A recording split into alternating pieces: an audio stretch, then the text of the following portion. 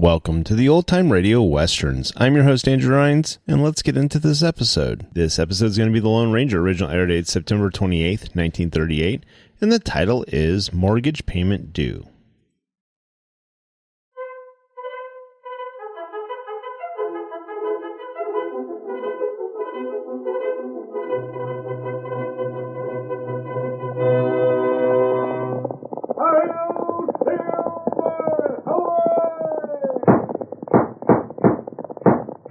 A fiery horse with the speed of light, a cloud of dust, and a hearty hi-yo, Silver, the Lone Ranger.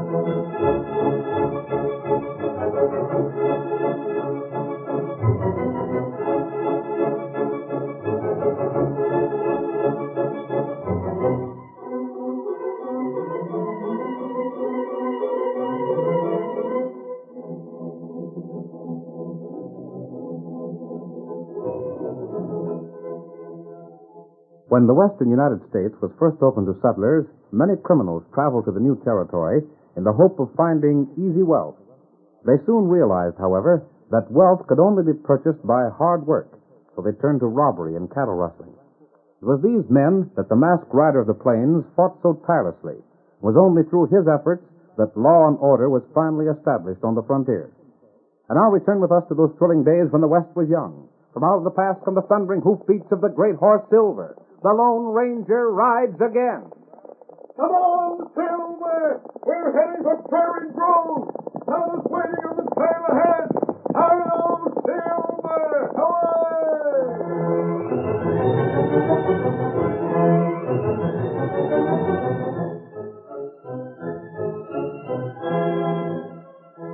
Our story opens in the town of Prairie Grove, a typical frontier settlement in southwestern Texas. It is late afternoon, and Clem Barton, a rancher, hurriedly enters the small post office on the main street. Fred. Hey, Fred. I'm in a doggone big hurry. You got any mail for me? Might have. Well, then give it to me quick. I'm looking for something special. Now, just hold your horses. I'll have a look. Offhand, can't exactly recollect whether there was something for you or not. Don't be horrified slow about it. Just a second. Yes, there's something. This is yours, I reckon. What are you being so blame hasty about? I got to meet Banker Shaw at 5 o'clock, that's why, and it's just about 5 now. Oh, here, give me that. You're meeting Banker Shaw? I am, but this is what I'm looking for. Yippee, this is it, all right. If you're planning to see the banker, you better get a hustle on. He's getting ready to take that stage. What's that? Look for yourself if you don't believe me. There's a stage just across the street. Well, of all the... Looks to me like he kind of forgot about you. Well, I'll catch him. Hi there, Banker Shaw. Hey. Calling me, Clem? Gosh, Mr. Shaw, what are you doing with your bag all packed and everything? You ain't forgot our business, have you? Eh, business? What business? You know, the ranch, the mortgage. Mortgage. I thunder, Clem, it clean slipped my mind. Gosh, I was hoping we'd get things cleared up today. Look, Mr. Shaw, step back away so his folks won't hear us, won't you? The stage won't be leaving for a couple minutes yet. Well, come along. Now, what is it that's so doggone secret? Well, it's like this, Mr. Shaw. I just now got the cash I sent for to pay off the mortgage. And I'd sure hate like blazes to take the risk of keeping it on me. Well, that's a shame, Clem. I'm sure sorry I forgot about our appointment. If I wasn't going to Gold City, you could give me the cash now, and then you wouldn't have to worry about it. But can't you put off your trip till tomorrow, Mr. Shaw? Sorry, Clem. My business there is a sight too important for that. But then how about leaving the cash in your bank for the night? Now, Clem, you know better than that.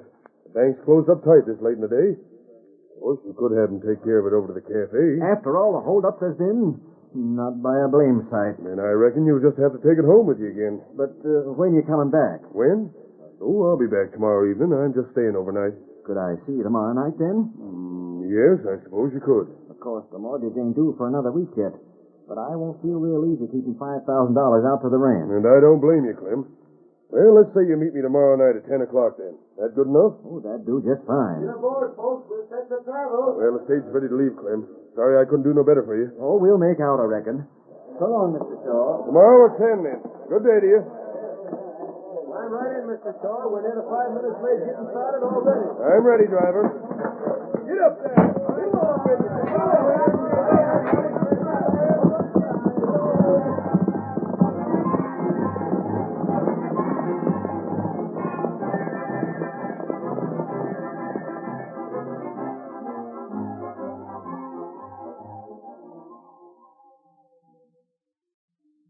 You ain't forgot the time, have you, Clem? Sophie? Well, what time is it? Most 9 o'clock. And you said you had to be to meet Mr. Shaw in town at 10. Gosh, I was near forgetting. Get the cash out of the cupboard for me, won't you, Sophie? I'll have to make tracks. I'll get it. My hat. Where in blazes is my hat? Your hat's on the chair where you put it. Now, Clem, when you get fussed, you never know what you're doing. Well, I reckon I'm just feeling good knowing the mortgage is going to be paid up, honey. It was mighty nice of your brother Ned to give us a lend of it. You better be careful with it. From what he says, things being the way they are back east, he won't be able to send you no more. You bet I'll be careful. Here it is, Clem. Now, you put it in a good, safe place. Yeah. It won't fall out of that inside pocket, I reckon. Now, where'd you say my hat was? Oh, here it is. Oh, you hurry to town. The horse is all saddled outside. Nice moonlit night to ride. Well, you take care of yourself. Who in the blazes is that? Whoever it is, don't you stop to talk to him. Just keep going. An Injun. Oh. What you want, Redskin? Don't stand there, Clem. I'll deal with the engine. I'm a-going, honey. All right, engine. What you say you wanted? Me want food. Me pay you. Food? Well, land's sake, we ain't got a whole lot on hand, but you're welcome to share. It's just for yourself? No. Me got friend. Oh, there's two of you. Another Redskin, huh? Him white friend. White friend? Then why don't he come up and ask for the grub instead of sending an engine after it? Is that him standing below in the shadows? Well, I reckon it don't matter, though. You just wait till I have a look in the kitchen, and I'll see There, shot. Oh, that's the way Clem rode. Oh, see your horse. Something's happened. He come. Stranger, don't let nothing happen to Clem. Help him. Hurry, fellow. Hit me ready. Come on. Get him on his scalp. Come on, Silver boy. That's it, fellow. Shot came from the trail, fellow. That's right. Sounded like a rifle. Hurry, Silver, old fellow. Come on there, Silver boy. That's it, old fellow. You, look. There's a horse. And there's a man lying on the trail. Go, Silver. Over.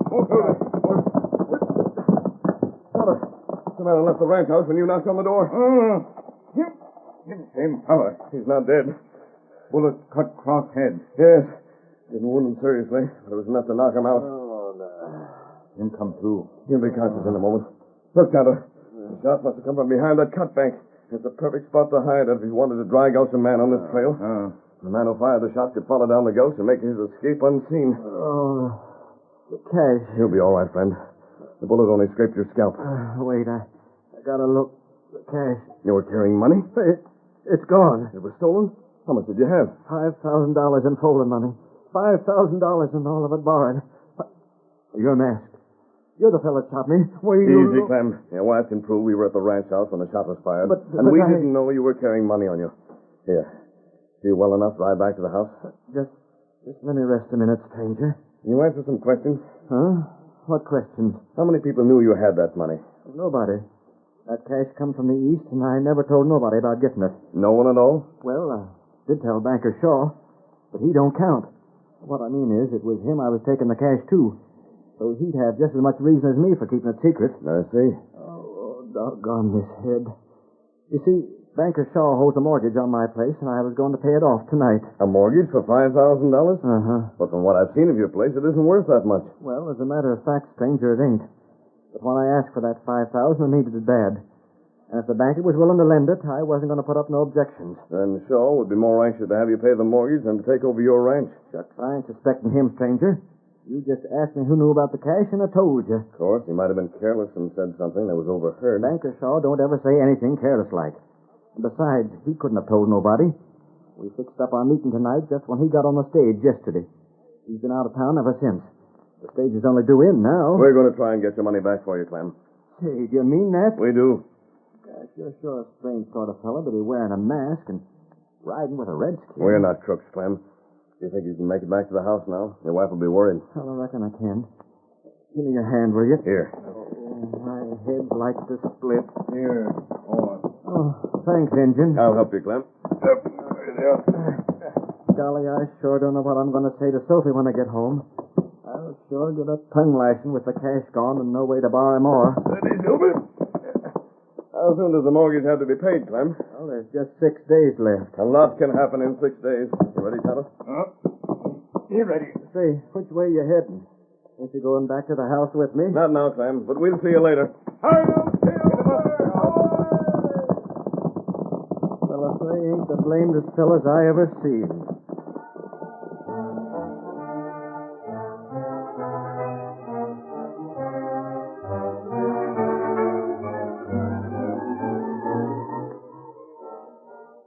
That night, the Lone Ranger and his faithful Indian companion Tonto made camp.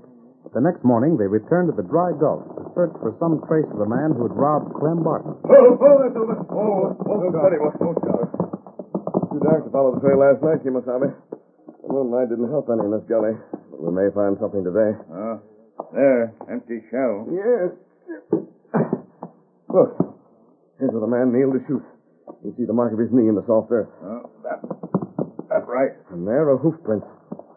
Horse got broken shoe. A broken shoe on the left forefoot. That was a small horse. You can see how light the prints are. That's right. Here's where he left the gulch. I'm afraid we can't trail him, Tonto. No. Him ride on hard ground. Him not leave trail. He evidently knew what he was about. Now what we do? There's some things I don't understand, Tonto. The outlaw must have known Clem had that money. That's right. Clem says the banker was the only one to know. If he'd loaned more than the ranch was worth, he stood to lose if the money wasn't delivered. Here, Silver. Scout. We're going to town, Kimasabi. You got plans? Not yet. But the things I want to find out. Come on, Silver. Get 'em up, Scout.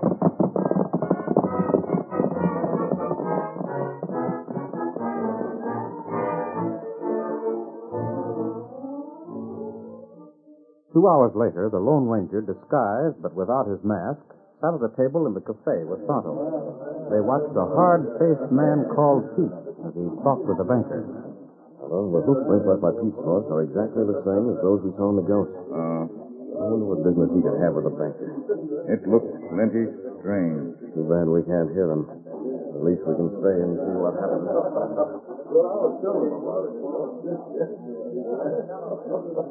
Well, Mr. Shaw, I better be on my way. Even already? Yeah, I gotta. But I'll be seeing you again. Uh-huh. Maybe there'll be some more business we can do together. I sure hope so. What happened to your head, Clem? Still in the shooting scrape? Hey, hold on and tell us about it. Now, boys. I gotta talk to Mr. Shaw. Howdy, Mr. Shaw. Can I sit down? Go right ahead. Thank you. Now maybe you'll let me know what you got to say for yourself. You kept me waiting last night till after midnight. Mr. Shaw, I was shot at. That's how I come to be wearing this bandage. Shot at? And the cash stole from me. Well, who done it? Well, that's something I don't know. The only fellas I seen was a masked man and an Indian that rode up when they heard the shot. The bullet knocked me out cold. A masked man and a redskin? Why, there, the crooks have stole your cash. You're mistaken, Mr. Shaw. Sophie says they was at the house when the shot was fired. Then they had a partner with them. Don't you see it? Their partner could have shot you, then rode off. Them other fellas talked to Sophie so they'd have an alibi. Then they rode up and stole the cash off you while you were still out. It worked because you was idiot enough to think the same fellow that shot you must have got the cash. Hey, do you really think that? I'll bet every penny in my bank it's so. Mr. Shaw, it wouldn't surprise me none if you was right. Hey, look over there. That's the same engine. And that fellow with him. He's about the same build. We'll find out about this. Man, grab that redskin and his friend. Get a hold of them. There they go. After them. They're through the door. They're heading for their horses. Grab your gun. Make them stop. There they are. Drill them. They're moving too fast. Men, this is a job for the sheriff. Tell him Clem just had $5,000 stole. And those are the fellas that stole it.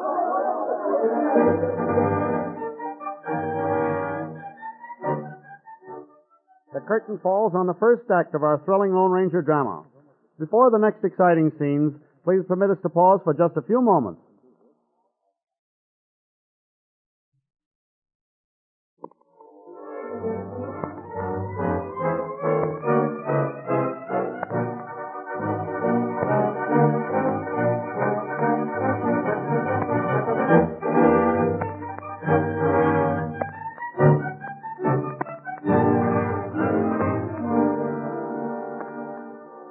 Now to continue the story. The Lone Ranger and Tonto, suspected of the theft of Clem's money, made their escape from town.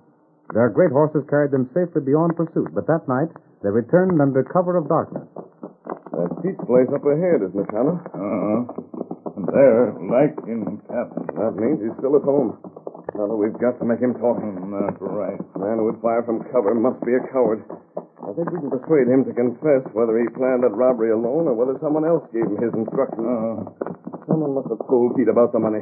Eddie, banker, fellow. Shaw loaned more money than the ranch was worth.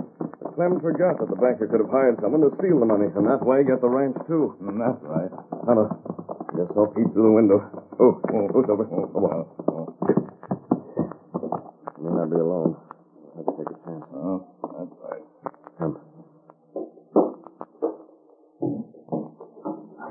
What's up? We're going to have a talk, Pete. I'm asking you. Don't slap, Mother. Get over here. Alone, huh? Take his gun, Tonto. Leave my suit my own. What's the idea? Good. Throw it aside. It's a hold-up. Now, Pete, you're going to tell us about your holdup. You shot Clem. He stole the cash he was bringing to town. You're loco. You can't lie out of it, Pete. He shot him from the dry gulch next to the trail. We found the prints of your horse. My horse? We didn't know it was yours until we saw you right up at the cafe today. But when you did, it gave your game away. That ain't so. Who was your partner, Pete? Partner? Someone told you Clem had that money. I have a good idea who that person was, but I want the information from you. Now, look Are here. you going to talk? Let me go. Talk, I said. Talk or take the beating of your life. Quit skating me. I've got no mercy for a crook like you. Talk! That's only a start. Get up. Wait, Stand by the door, Tonto. If he makes a break for it, stop him. Him not get away. Don't hit me. You're bringing this on yourself, Pete. You can save yourself by telling me what I want to know. I don't know nothing. Very well. Stand back. Ask for it. No. I'll talk. Let me loose. I'll talk. Honest, I will. Just don't beat me up. Quick. It was this way. I was down by the cafe the other day. Then this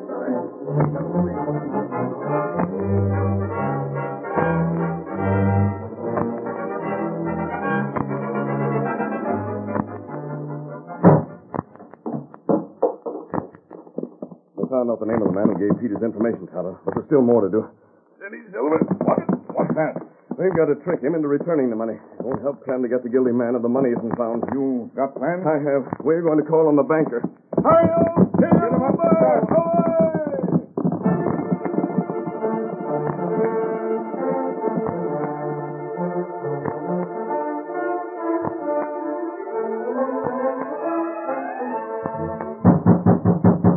Who's there? Open this door. Just a second. Come on, Tonto, inside. And close the door, Shaw. The masked man Clem told me about. Right. Had the same engine. You didn't think we'd be back in town, did you? The sheriff's looking for you fellas. I'll tell You're him. not leaving the house. And if you try to reach that rifle hanging above the fireplace, you'll never make it. I can draw before you've taken another step. You can't get away with We'll it. see about that. So I know who's responsible for the theft of Clem's money. You ought to know. You took it. That accusation won't stand, Shaw. Tonto and I can prove we're innocent. You can't. What's more, you're going to help us prove it. What's that? I meant exactly what I said. You a friend of Clem's? I am. And you want his money returned to him? Of course I do. Then listen to me and stop looking toward your gun. You'll listen whether you like it or not.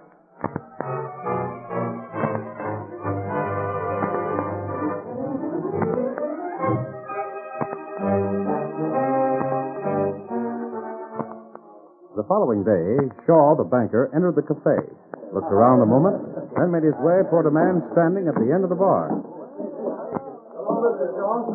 Howdy, fellas. Hello there, Jake. Afternoon, Fred. Howdy, Mr. Shaw. Looking for something to settle the dust in your throat? Don't mind if I do. Have one with me, Fred? Glad to. Hey, what are you so pleased about? Ain't seen you with such a grin in your face since you shot the fellas that tried to hold up your bank. Just had a stroke of luck, that's all. Yeah? Come on. Let's sit over that table here and I'll tell you about it. Hey, barkeep. Two of the usual. Bring them to our table. Sure thing, Mr. Shaw. Sit down, Fred. There. Now, what in blazes is it all about? I suppose you know I'm holding the mortgage on Clem's ranch. That ain't nothing for you to be grinning about. No? Give him $5,000 for that mortgage, didn't you? Yep. You got the cash together to pay you off for what stole from him, wasn't it? It sure was. And he can't get another $5,000 to pay you with, can he? Nope. And if you can find anything in that to make you happy, I admire to know what it is. If it was me, I wouldn't give half the size of that mortgage for Clem's place.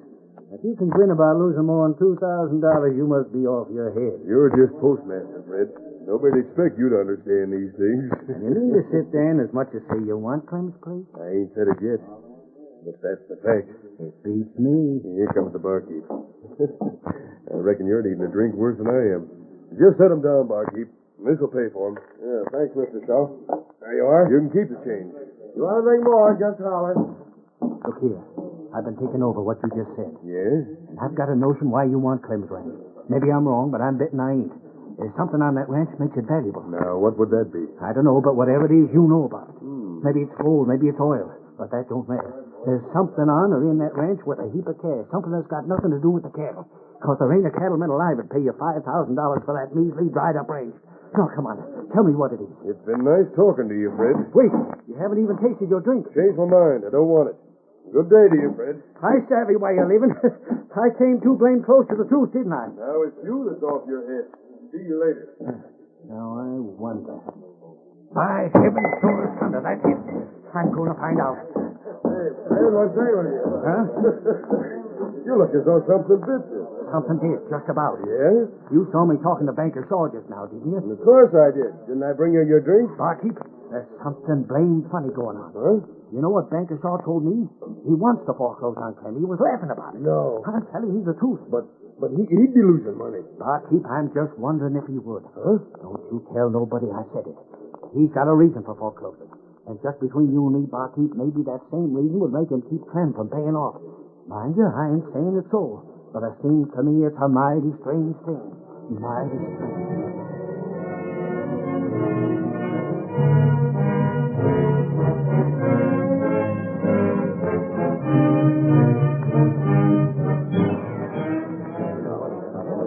Fellas, the banker's aimed to make himself rich with Clem's ranch. What's that? There's oil or gold on it. Golly, if that's so, just what's the banker up to? We'll find out.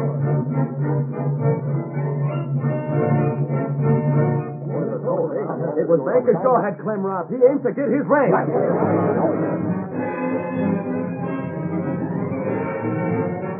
He must have been the banker done it. Why else did he want to foreclose?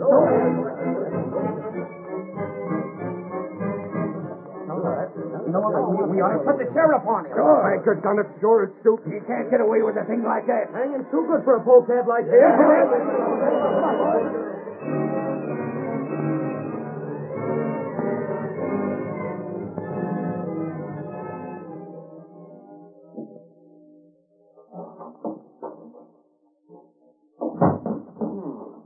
You, is it, Fred? Shaw, you're in a heap of trouble. Yeah? Ain't you been uptown? Nope, not since I last talked to you. But everybody's talking about your foreclosing on Lem.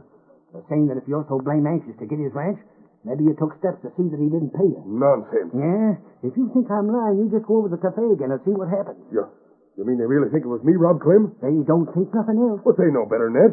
I'm no crook. Why, I wouldn't take a penny I didn't come by honest. You needn't tell me that. I believe you. But it ain't all the folks in town knows you as well as I do. There isn't going to be trouble, is there? Look here, Shaw. You and me have known each other since we was young. Sure we have. And we've been good friends all that time, too, haven't we? I reckon so. Well, then, you can believe what I'm saying. I've seen some mighty mean crowds. I can recollect the time the folks in town raided the jail and hung that crook who shot the other sheriff in the back. But Just you wait till I'm through talking. What I'm getting at is this. In all the time I've lived in this here town, I ain't never seen a crowd that meant business any more than the one that's gathering uptown tonight. So, they're fixing to hang you. Hang me? They put two and two together and decided you're guilty. They haven't any evidence. That's just why they're going to hang you themselves instead of waiting for the law to do it. They can't do that. They saw as blazes are fixing to do just that. And you got just one chance to save your skin. I got a chance, you say? I got it all figured out. The only way you can keep from being hung is to show them you don't want Clem's ranch. What's that? That's this way, Shaw. If you'd said from the first you didn't want the ranch, then they'd never got the notion you was responsible for the holdup. Ain't that so? I guess so. Now, if you do something to prove you're willing to give it up, Maybe the crowd will change his mind about your being guilty. But what can I do? I said we've always been friends, didn't I? I heard you. Well, I'm willing to buy that mortgage from you. Then I'll go uptown and tell the folks you sold it. After that, they'll have to figure you wasn't to blame. I'll take my chances, Fred, before I'll lose my $5,000. You won't be losing it. You mean you'll pay me that much for the mortgage? I will. But just because we're friends. There you are. 5,000 even. Now make over the papers in a hurry so I can get back and head off the mob. That won't be necessary, Fred. What? Where'd you fellas come from? We were hiding behind this other door. And just waiting for you to show us whether you had that cash on you or not. But, Sheriff, The sheriff has already told the townspeople who was responsible for the holdup, Fred. The banker won't be bothered. Look here, what in blazes is this all about? Sam, bring him in. Here's the honest You needn't trouble me. He tried to escape last night after we forced the truth from him. But Tonto and I brought him back. Uh-huh. Then the masked fella brought him around to my office and made him tell me who his partner was. You ain't going to believe anything he says, are you? Fred, even without Pete testifying again you, that $5,000 you just put on my desk would almost prove it. Where could you have saved $5,000 on the salary of a postman? It's a mistake. You're framing me. It's no mistake. But we nearly made one because Clem thought only the banker knew about his receiving the money. Clem forgot that he opened the envelope which contained it in front of you in your post office. But the masked fella found out the truth all right. And it was the masked man's scheme to make you think there was gold or oil on the ranch, Fred, so you'd hand over the cash you stole. If I get my hands on him, I'll... You ain't, Fred. You're going to jail. And, Clem, we might just as well take care of that mortgage right now. The masked fella cleared up the first robbery, but there's no sense in taking chances on another.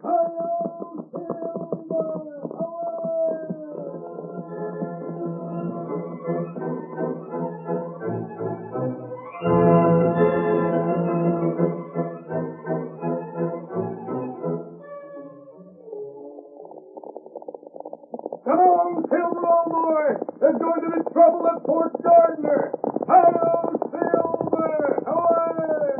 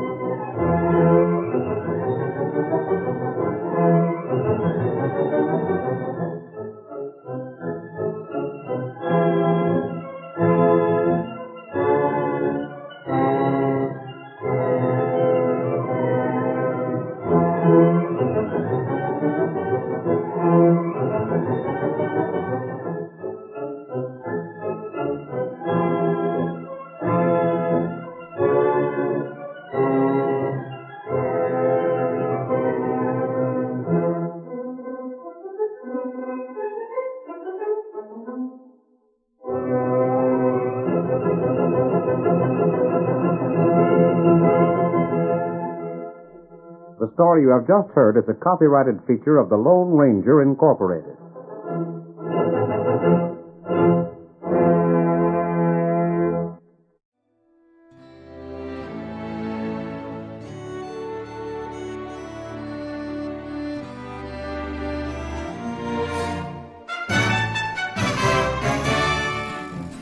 This has been a presentation of OTRWesterns.com, and we hope you enjoyed. Please take some time to like and rate our shows in your favorite podcast application. Follow us on Facebook by going to OTRWesterns.com/Facebook. Subscribe to our YouTube channel by going to OTRWesterns.com/YouTube. And send us an email, podcast@OTRWesterns.com. You can call and leave us a voicemail, 707-986-8739. This episode is copyright under the Attribution Non-Commercial Share Alike Copyright. For more information, go to OTRWesterns.com/copyright. Have a great day, and thanks for listening.